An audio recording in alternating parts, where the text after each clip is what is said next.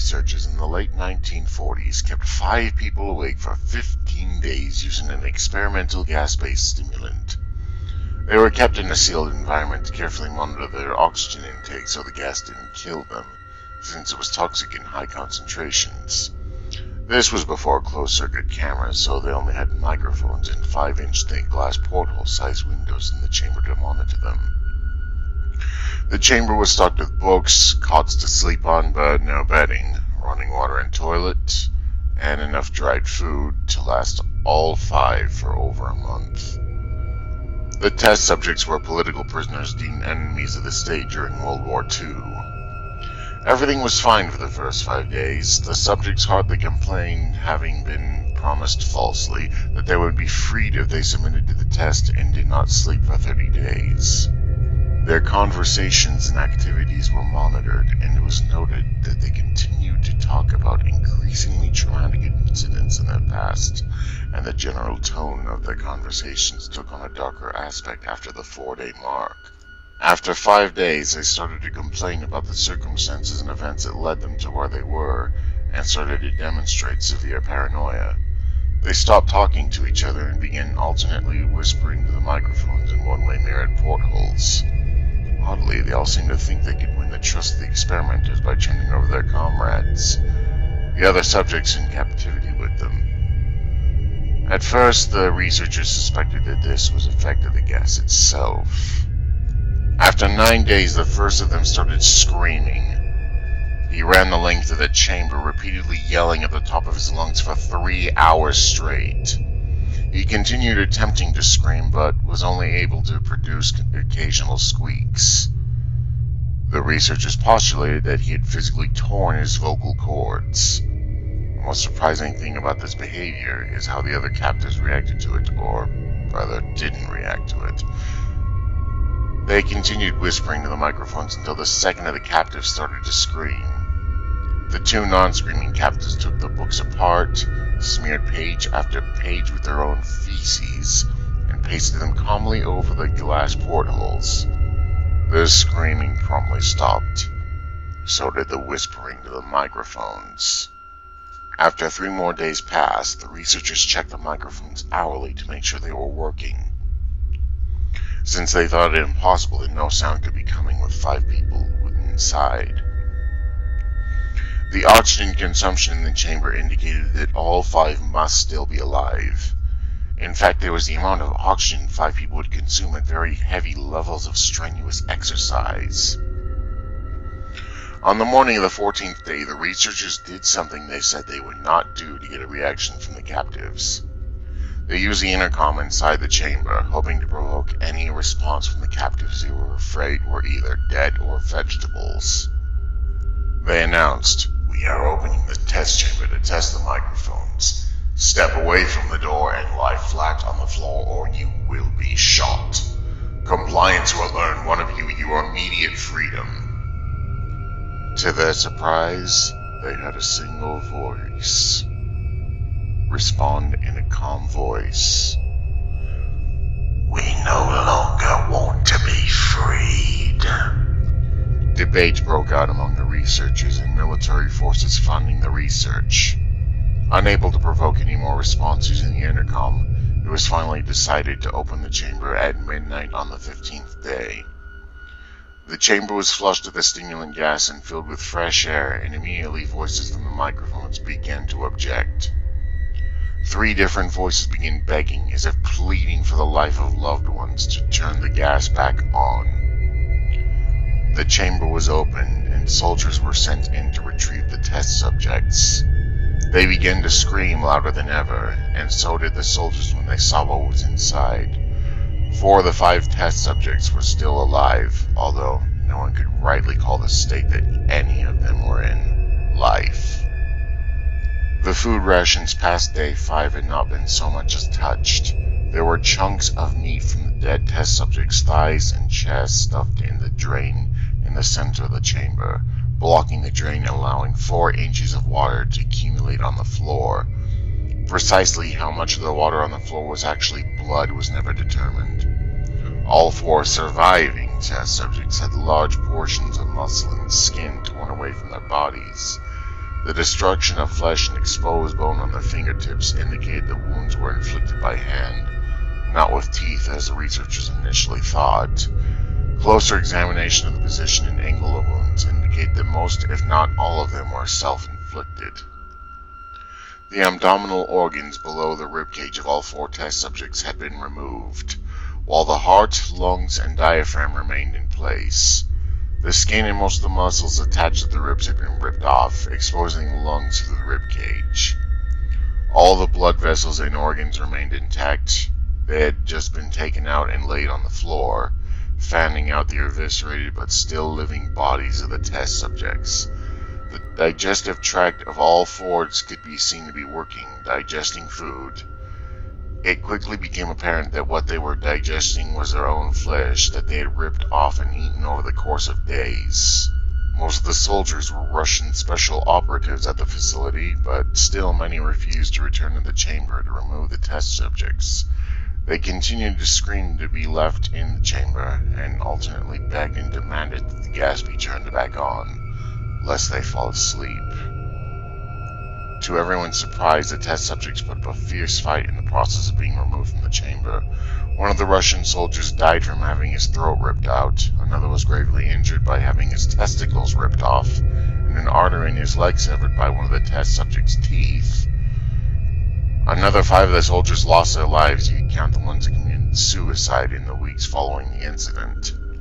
In the struggle, one of the 4 living subjects had his spleen ruptured, and he bled out almost immediately. The medical researchers attempted to sedate him, but this proved impossible. He was injected with more than 10 times the human dose of morphine derivative, and still fought like a cornered animal, breaking the ribs and arm of one doctor. His heart was seen to beat for a full 2 minutes after he had bled out to the point where there was more air in his vascular system than blood. Even after, he continued to scream and flail for another 3 minutes, struggling to attack anyone in reach and just repeating the word "more" over and over, weaker and weaker, until he finally fell silent.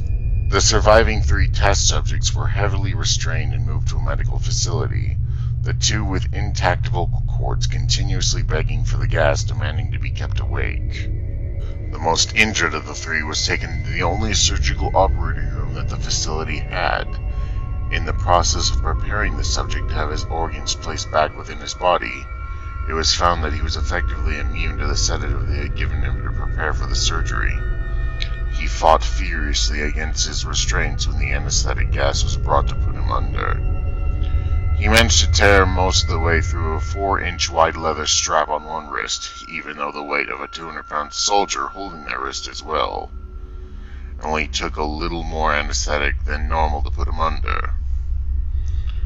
And in the instant his eyelids fluttered and closed, his heart stopped. In the autopsy of the test subject that died on the operating table, it was found that his blood had triple the normal level of oxygen. His muscles that were still attached to his skeleton were badly torn, and he had broken 9 bones in the struggle to not be subdued. Most of them were from the force his own muscles had exerted on them. The second survivor had been the first group of 5 to start screaming. His vocal cords destroyed, he was unable to beg or object to surgery, and he only reacted by shaking his head violently in disapproval when the anesthetic gas was brought near him. He shook his head yes when someone suggested, reluctantly, they try the surgery without anesthetic, and did not react for the entire 6-hour procedure of replacing his abdominal organs and attempting to cover them with what remained of his skin.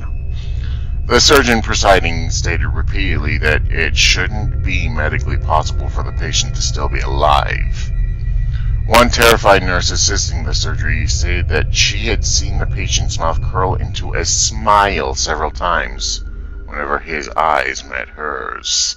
When the surgery ended, the subject looked at the surgeon and began to wheeze loudly, attempting to talk while struggling. Assuming this must be something of drastic importance, the surgeon had a pen and pad fetched so the patient could write his message. It was simple: keep cutting.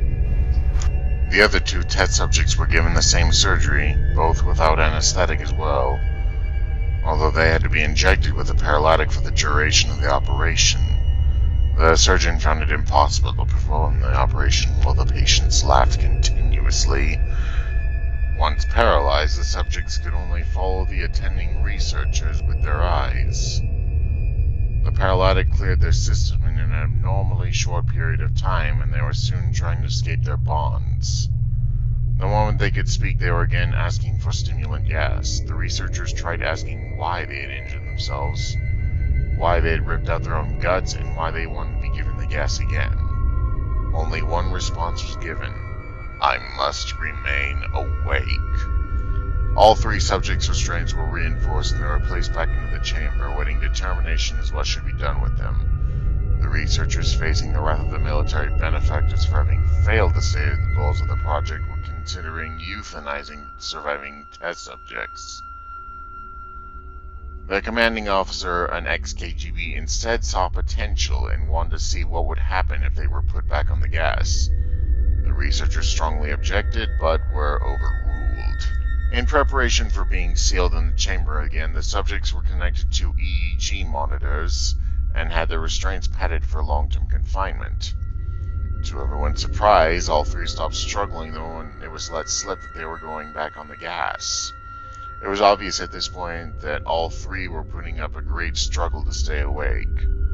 One of the subjects that could speak was humming loudly and continuously.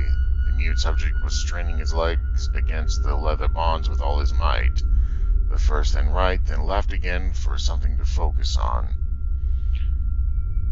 The remaining subject was holding his head off his pillow and blinking rapidly. Having been the first to be wired for EEG, most of the researchers were monitoring his brainwaves in surprise. They were normal most of the times, but sometimes flatlined inexplicably. It looked like as if he were repeatedly suffering brain death before returning to normal. As they focused on paper scrolling out of the brainwave monitor, only one nurse saw his eyes slip shut at the moment his head hit the pillow. His brainwaves immediately changed to that of deep sleep, then flatlined for the last time as his heart simultaneously stopped. The only remaining subject that could speak started screaming to be sealed in now. His brainwaves showed the same flat lines as the one who just died from falling asleep. His commander gave the order to seal the chamber with both subjects inside, as well as 3 researchers. One of the named 3 immediately drew his gun and shot the commander point blank between the eyes, then turned the gun on the mute subject and blew his brains out as well. He pointed his gun at the remaining subject, still restrained to a bed as the remaining members of the medical and research team fled the room. "I won't be locked in here with these things! Not with you!" he screamed as the man strapped to the table. "What are you?" he demanded. "I must know!" The subject smiled. "Have you forgotten so easily?" the subject asked. "We are you. We are the madness that lurks within you all, begging to be free at every moment in your deepest animal mind. We are what you hide from in your beds every night. We are what you sedate into silence and paralysis when you go into the nocturnal heaven where we cannot tread." The researcher paused, then aimed at the subject's heart and fired. The EEG flatlined as the subject weakly choked out, "So, Ellie."